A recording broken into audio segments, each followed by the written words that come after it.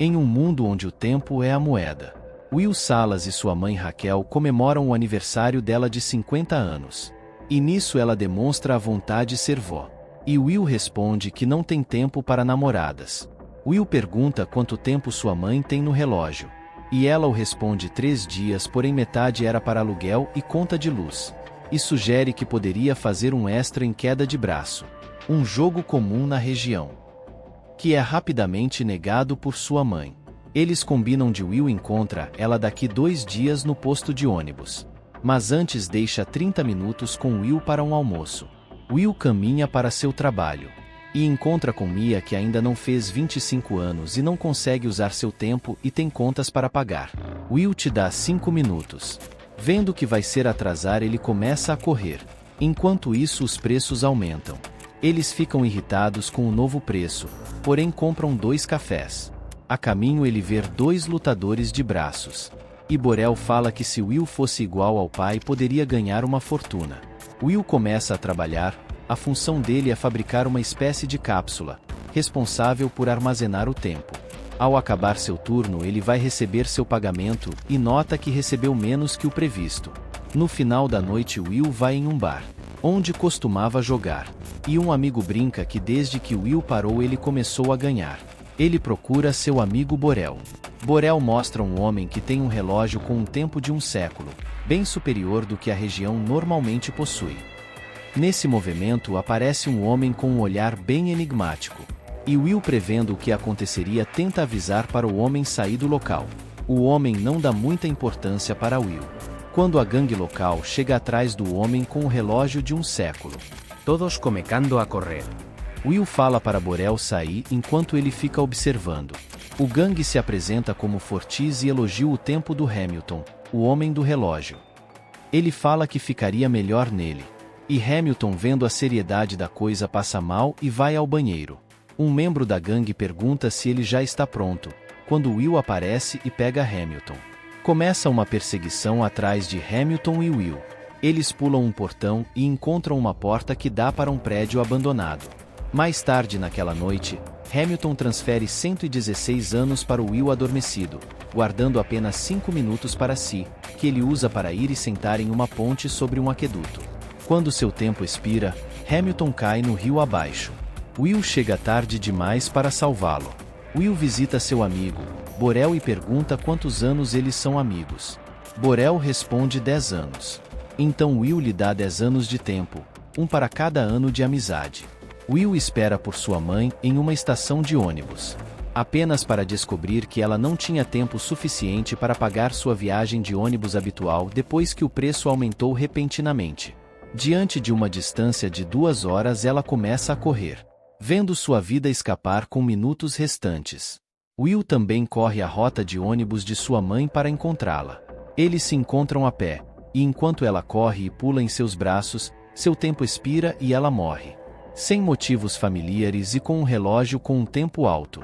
Ele parte para New Greenwich, com mais de 1 século em seu relógio. Custa tempo cruzar as fronteiras do fuso horário, e é assim que os ricos garantem que os pobres nunca cruzem suas zonas. Chegando, ele começa a correr e percebe que ali ninguém corre. E para não chamar atenção, ele começa a andar também.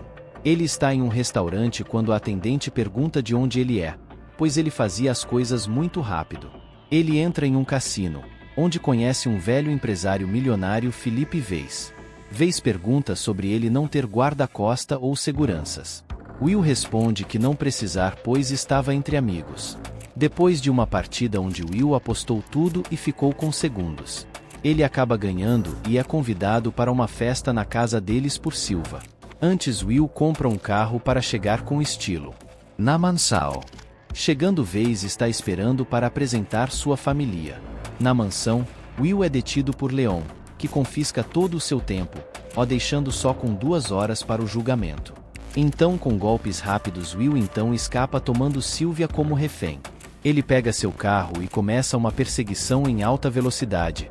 Will é atingido por outro carro. Mesmo assim, ele consegue dirigir de ré e acaba escapando. Voltando para o gueto com ela, ele entra em uma emboscada de Fortis, que, decepcionado ao descobrir que o inconsciente Will perdeu todo o tempo de Hamilton, rouba a maior parte do tempo de Sylvia, deixando de tomar a última meia hora enquanto a aproximação dos Guardiões do Tempo o força a sair. Will retorna à consciência e dá a Sylvia parte de seu tempo restante para que eles possam retornar ao seu antigo bairro. Eles primeiro visitam Borel para pedir tempo, mas descobre pela esposa de Borel, Greta, que ele bebeu até a morte com 9 anos em seu relógio. Sem muitas escolhas, Will corre com Silva em lugar em busca de tempo e dá os brincos de Silva como pagamento. Vendo que eles não tinham muitas horas, oferece só 48 horas pelo brilho de diamantes. Encontrando um abrigo, Will liga para a vez exigindo um resgate de 1000 anos para Sylvia, a ser distribuído ao povo do gueto. Leon rastreia a localização de Will a partir de seu telefonema e vai para Dayton. Will vê que Vez não pagou o resgate, mas decide deixar Sylvia ir embora.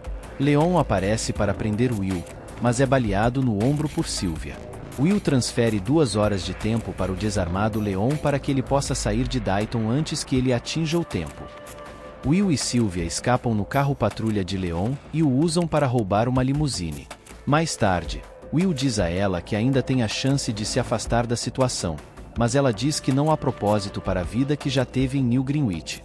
Eles começam uma série de assaltos ao Banco do Tempo, roubando cápsulas do tempo que armazenam equivalentes de tempo e distribuindo-os aos pobres, recebendo uma recompensa de 10 anos em suas cabeças. Fortis eventualmente rastreia Will e Sylvia uma segunda vez, e desafia Will para uma luta no tempo. Will usa a técnica que aprendeu com seu falecido pai para derrotar Fortis. Will e Sylvia percebem que seus esforços anteriores foram inúteis, pois os ricos têm o poder de simplesmente aumentar o custo de vida nos guetos para manter o status quo. Eles conseguem roubar 1 milhão de anos da sede privada de Vez em uma cápsula do tempo, Will informando Vez no processo que ninguém deve ser imortal se até mesmo uma pessoa tiver que morrer. Quando eles retornam para Dayton, Leon bate seu carro no de Will, mas Will é capaz de entregar a cápsula do tempo para uma jovem que então distribui o tempo entre as pessoas.